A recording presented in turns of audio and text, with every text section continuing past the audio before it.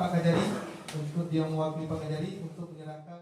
Guna meningkatkan perekonomian warga, Kadin Aceh Barat Daya menyerahkan bantuan berupa tenda kepada pelaku usaha mikro kecil dan menengah atau UMKM yang berlangsung di Kafe Hotel Lauser, Kabupaten setempat.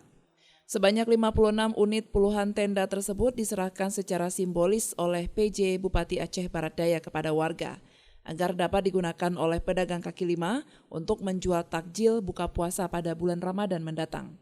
Ketua Dewan Penasehat Kadin Aceh Barat Daya, Elizar Liza mengatakan, sebanyak 56 unit tenda ukuran 2x2 tersebut merupakan sumbangan para donatur pengusaha yang tergabung dalam Kadin.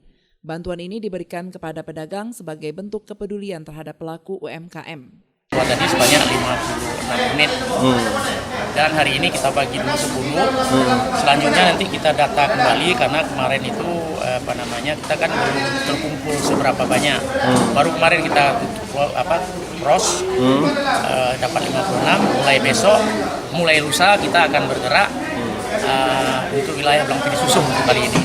PJ Bupati Aceh Barat Daya Darmansah mengatakan, pemerintah sangat mengapresiasi kepada Kadin dan seluruh donatur yang telah menyalurkan bantuan tenda untuk para pedagang yang akan berjualan takjil di bulan Ramadan nanti.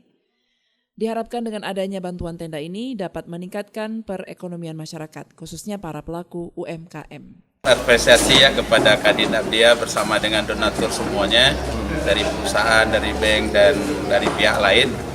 Tentunya ini salah satu upaya untuk kita meningkatkan perekonomian masyarakat. Karena kita harus tahu bahwa UMKM itulah juga pilar atau tiang ketahanan ekonomi kita, termasuk ketahanan ekonomi nasional.